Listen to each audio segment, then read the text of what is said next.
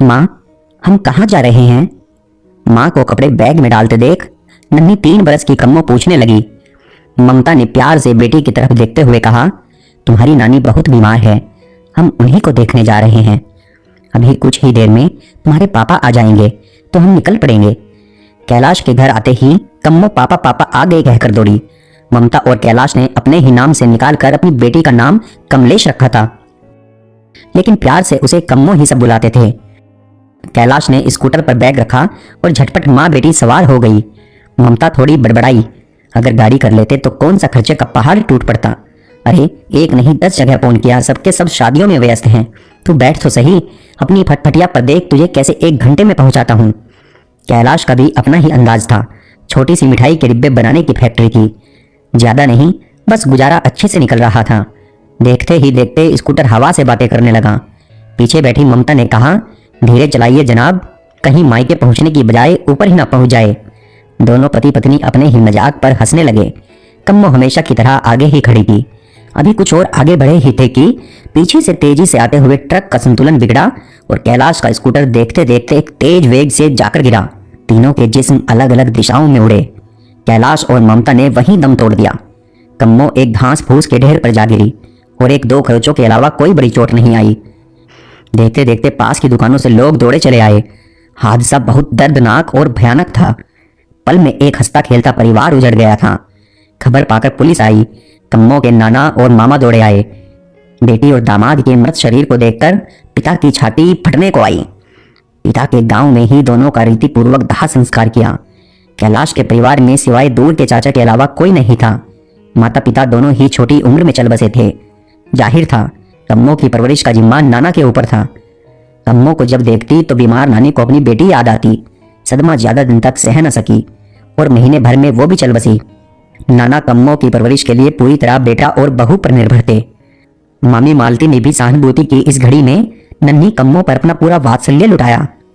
अपने दोनों बच्चे वैभव और निकी के साथ कम्मो की परवरिश करने लगी। शुरू में सब अच्छा चला, लेकिन धीरे धीरे प्राथमिकताएं बदलने लगी। तेरे मेरे का फर्क दिल में उतरने लगा। 8 बरस की कम्मो में एक सहायिका नजर आने लगी। गुड्डा गुड़िया खेलने की उम्र में बुहारी लगाने लगी। पानी से खेलती खेलती बर्तन मांजने लगी। मालती बड़ी चतुराई से किशोरी कम्मो के दिलो दिमाग पर हावी होने लगी। नाना और मामा सुबह ही घर से निकल जाते। छोटी सी साइकिल रिपेयरिंग की दुकान पर कब नई नई साइकिलें बिकने लगी, नित नया नया माल आने लगा, मामा ने पता ही नहीं चलने दिया। कम्मो के पिता की फैक्ट्री और घर बेचकर जो भी पैसा आया सब का सब मामा ने अपना व्यापार बढ़ाने में लगा दिया। बूढ़े नाना के पास सिवाय चुप रहने के कोई रास्ता नहीं था। 12 बरस तक पहुंचते पहुंचते कम्मो काफी रसोई के काम सीख गई और बहुत सी चीजें उसे धीरे धीरे साफ नजर आने लगी कि मामी माँ नहीं है। यह घर वैभव और निकिता का ज्यादा है और मेरा कम। मेरी जिद पसंद कभी बड़ी बहन तो कभी छोटी बहन के नाम पर दबा दी जाएगी। कम्मो में बहुत शांत और सरल स्वभाव की लड़की नजर आने लगी। 15 बरस तक मामी ने ज्यादातर काम कम्मो के हवाले कर खुद नए नए शौक पाल लिए। घर के काम करने के अलावा कम्मो अपनी पढ़ाई भी अच्छे से करती। स्कूल के सामने के अस्पताल से जब नर्सों को सामने से आता देखती तो जरूर उन्हें देखकर मुस्कुराती। ज्यादा उसे जीवन की दिशाओं का नहीं पता था, लेकिन नर्सों को देखकर उसके मन में भी नर्स बनने की कामना पलने लगती। 18 बरस की उम्र तक कम्मो ने अपना स्कूल का सफर अच्छे अंकों से पास किया और उसने नाना को अपना लक्ष्य बताया। नाना जानकर बहुत खुश हुए कि कम्मो नर्स बनना चाहती है, लेकिन जैसे ही मामा मामी को इस बात की खबर लगी तो घर में जैसे भूकंप आ गया हो। मालती का सवर बंद होने का नाम ही नहीं ले रहा था। बाबूजी, यहाँ कोई कुबेर का खजाना दबा है क्या? 4 साल की पढ़ाई, हॉस्टल की किताबें, फीस, जेब खर्च कहाँ से करेंगे हम? पहले से ही हम तो वैभव के कॉलेज के खर्चों से दबे पड़े हैं। कम्मो 2 साल और अच्छे से घर का काम सीख ले, फिर जाए अपने ससुराल, वहीं जाकर करे अपने मन की। हमसे जितना बन पड़ा हमने कर दिया, इससे अधिक हमसे ना होगा। मामा की चुप्पी भी पत्नी की बात की सहमति दे रही थी। दूसरे कमरे में बैठी कम्मो के कानों में मामी की प्रति यह आवाजें उसके सपनों का दम घोट रही थी। मन में कई बार रोई थी, लेकिन आज झरझर बहते आंसुओं को उसने बहने दिया। 20 की दहलीज पर पांव रखते ही सौंदर्य जैसे स्वयं कम्मो के पास चलकर आया हो। लंबा कद, गेहुआ रंग, काले घने बाल, गोल गोल आंखें, पतली सी नाक, फूलों जैसे होठ, सुंदरता की जैसे कोई मिसाल एक के बाद एक रिश्ते आने शुरू हो गए। कई लड़के देखने के बाद मामा और नाना को सुजीत, जिसका कपड़े का व्यापार था, परिवार के नाम पर सिर्फ माँ थी, स्वभाव, घर बार सब पसंद आया तो धूमधाम से कम्मो का ब्याह कर दिया। 20 बरस की कम्मो किसी की अर्धांगिनी बन घर आंगन में प्यार के फूल खिलाने चली आई। गुणों की खान कम्मो ने आते ही घर का सारा काम संभाल लिया, सास को रानी बना दिया और पति को परमेश्वर का दर्जा दे दिया। बाहर की दुनिया से ज्यादा वास्ता नहीं रखती थी, उसका घर ही उसकी दुनिया था। समय एक सा नहीं रहता। साल भर बाद सुजीत को व्यापार में घाटा हुआ, लाखों का कर्जा सिर पर आन पड़ा था। पैसे की किल्लत में वो मारा मारा हर अपने के दर जाने लगा।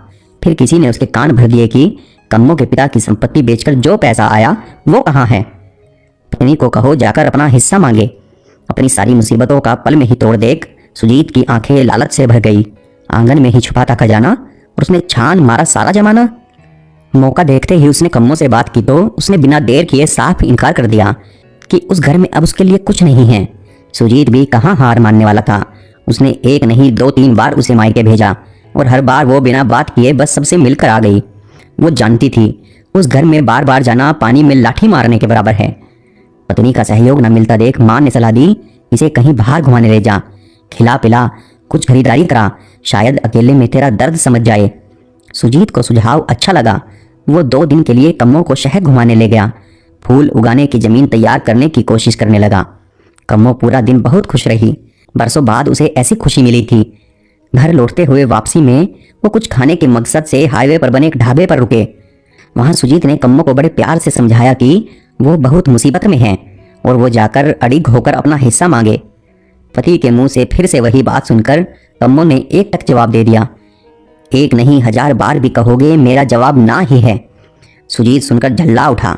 पागलों की तरह इधर उधर घूमते हुए बड़बड़ाने लगा, इसे मेरी अहमियत का एहसास नहीं है, पता चल जाएगा इसे अगर छोड़कर चला जाऊं। ऐसा विचार मन में आते ही एक विकृत सा विचार मन में कौंध गया, क्यों ना थोड़ी देर के लिए इसे अकेला छोड़कर जाऊं, क्या पता इसकी अकल ठिकाने आ जाए। यह सोचते ही वो एक योजना लेकर चारपाई पर बैठी कम्मो के पास आया और बोला कि यहाँ से 15 मिनट की दूरी पर उसका एक दोस्त रहता है, वो उसे कुछ पैसे देने के लिए तैयार है। वो खाना ऑर्डर करे, वो 1 घंटे में वापस आ जाएगा। कम्मो ने जिद की कि उसे भी साथ ले जाए, लेकिन वो अभी आता हूँ कहकर जल्दी से गाड़ी लेकर निकल गया। आधे पौने घंटे तक गाड़ी चलाने के बाद उसे बाजार की कुछ रौनक नजर आई तो उसी तरफ निकल गया। सामने छोले भटूरे का ठेला देखकर उसकी भूख मचल उठी। थोड़ा वक्त भी बिताना था तो 1 प्लेट का ऑर्डर दे दिया। तभी उसके कंधे पर पीछे किसी ने हाथ रखा तो देखा पुराना दोस्त खड़ा था। उसने आग्रह किया कि पैक करवा कर ले चलते हैं, पीछे ही उसका छोटा सा घर है, अकेला रहता है, वहीं बैठ कर खाते हैं।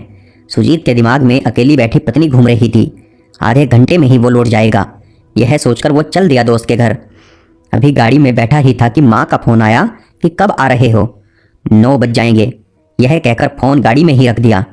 सालों बाद मिले यार की आव भगत में दोस्त ने शराब की बोतल भी खोल दी। सुजीत ना करने के बावजूद भी पीता गया। पेट में खाना, नशे में चूर, थका हुआ जिस्म कुछ ही देर में लुढ़क गया और देखते देखते गहरी नींद में सो गया। पति को निकले 1 घंटे से ज्यादा समय हो चुका था। कम्मो उसी राह में टकटकी लगाए बैठी थी। ढाबे वाला बाबा भी सब देख रहा था। जब 2 घंटे तक पति नहीं आया तो बाबा ने आकर कम्मो से सारी बात पूछी। उसने बताया कि घंटे भर में लौट आऊंगा कहकर गए थे ना, जाने कहाँ रह गए। बाबा ने कहा तो बेटी फोन कर लो। कम्मो, मेरे पास फोन नहीं है बाबा। बाबा, नंबर याद है? कम्मो, हाँ याद है। बाबा, तो यह लो मेरा फोन और जब तक वो नहीं उठाता निरंतर करती रहो। कम्मो, धन्यवाद बाबा। यह क्या, सुजीत फोन उठा ही नहीं रहा था। अब डर के साथ पति की खैरियत की चिंता भी सताने लगी। देखते देखते अंधेरा बढ़ने लगा। कुछ और न सूझा तो अपनी सासू माँ को फोन मिलाया तो उसने बताया कि उसकी बात हुई है और वो सही सलामत है और जल्दी लौट आएगा, चिंता मत करो। पति सही है यह जानकर मन को राहत मिली। फिर यह सब उसने क्यों किया, कहीं उसे सताने के इरादे से तो नहीं। यह ख्याल आते ही कम्मो का दिल बैठ गया। पति की इस घिनौनी हरकत से उसकी आत्मा दर्द और पीड़ा से भर गई। जिसे उसने हृदय से प्रेम किया उसने चंद रुपयों के लिए उसे यह सजा सुनाई। अब तक रात के 9 बज चुके थे। बाबा भी ढाबा बंद करने की तैयारी में था। ना जाने कितने लोगों की अच्छी बुरी नज़र कम्मो पर पड़ी। तभी आखिरी गाड़ी वहां आई। पति पत्नी दोनों डॉक्टर थे। उन्हें भी कम्मो की बाबा से सारी कहानी पता चली। निकलने से पहले उन्होंने कम्मो को कहा वो चाहे तो उनके साथ चल सकती है, सुबह वो उसे उसके गांव छोड़ देंगे। बाबा ने कम्मो को कहा बेटी तुम सोच लो अच्छे से, वरना मेरे साथ मेरे घर चलो, घर में मेरी पत्नी है, तुम्हें कोई दिक्कत नहीं होगी। कम्मो उठकर गाड़ी तक पहुंची तो सन रह गई। खुले शीशों से साफ आवाज आ रही थी। लगता है कोई अनपढ़ गवार है, पति बीच राह में ही छोड़ गया है। हम अपने ही घर रख लेंगे, नौकरानी तो हम भी कब से ढूंढ रहे हैं। डॉक्टर की पत्नी की इस आवाज़ से कम्मो दौड़कर बाबा के पास आई और कहने लगी, बाबा मैं तुम्हारे संग चलूंगी। आधी रात तक बाबा की पत्नी से बातें करती रही, उसे सारे अपने जीवन की कहानी सुनाई, फिर अकेली बैठी सोचती रही। पति ने अंधेरे में छोड़कर हजारों उसके भीतर चेतना के दिए जला दिए थे। कम्मो पहली बार खुद से मिली थी। अपने बहते आंसुओं के पीछे छिपी अपनी उस शक्ति को भी पकड़ने लगी जो कहीं परिस्थितियों के वशीभूत, कहीं गहरे में दब गई थी। उसने उस रात अपने अस्तित्व और नारित्व दोनों का मान बचाने की अपने भीतर प्रतिज्ञा ली। वो कम्मो जो दूसरों में अपना सहारा ढूंढती रही, आज वो अपना सहारा खुद बनने को तैयार थी। उधर आधी रात को पति की नींद खुली तो पहला ख्याल उसे कम्मो का आया। डर और चिंता में उसका शरीर कांपने लगा। पश्चाताप और आत्मग्लानि से उसके आंसू बहने लगे। अपनी नीचता पर उसे स्वयं पर धिक्कार आने लगा।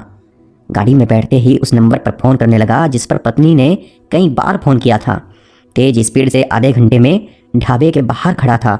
सुबह के 5 बजे जब बाबा और कम्मो निकलने के लिए तैयार हुए तो अम्मा ने पूछा कि क्या सोचा बेटी, कहाँ जाओगी, नाना के घर या पति के घर? मैं अपने घर, अपने पति के पास जाऊंगी। एक स्त्री के लिए उसके पति के घर से बढ़कर कोई सुरक्षित घर नहीं, यह मैंने एक रात में जान लिया। अंधेरे में छोड़कर उसने मुझे बहुत उजाला दिखाया, अब उसे रोशनी में लाना मेरी जिम्मेदारी है। एक आत्मविश्वास से भरी कम्मो यह कहकर अम्मा से गले मिलकर चल दी। अम्मा ने आशीर्वाद देते हुए कहा, हमेशा खुश रहो बेटी। ढाबे पर पति की गाड़ी देखकर वो बाबा को धन्यवाद देकर गाड़ी की पिछली सीट पर बैठ गई। हफ्ते भर तक सुजीत पागलों की तरह बीवी की माफ़ी के लिए उसके आसपास घूमता रहा और आखिर एक रात को रो पड़ा। आत्मा पर पड़ा बोझ उसे खाए जा रहा था। कम्मो ने आखिर एक शर्त पर पति को माफ़ करने की बात कही कि वो पढ़ना चाहती है, नर्स बनकर अपने पैरों पर खड़ा होना चाहती है। सुजीत पत्नी की खुशी के लिए सब कुछ करने के लिए तैयार था। कम्मो को नर्सिंग में दाखिला ही नहीं बल्कि बैंक से शिक्षा ग्रहण करने के लिए लोन भी मिला। कम्मो ने जैसे ही अपनी नर्स की डिग्री ली, तुरंत उसे एक अच्छे अस्पताल में नौकरी मिल गई। और फिर एक सुबह ऑपरेशन थिएटर में चेहरे से मास्क हटाते ही सामने खड़े डॉक्टर ने कहा, मैंने तुम्हें कहीं देखा है। मैं वही ढाबे वाली लड़की हूँ सर, जिसे आप अपने घर की नौकरानी बनाना चाहते थे। मुझे स्वावलंबी बनाने में काफ़ी हद तक आपकी पत्नी का भी योगदान रहा है। डॉक्टर हैरानी से कम्मो की ओर देख रहा था और कम्मो वहाँ से मुस्कुरा कर निकल गई।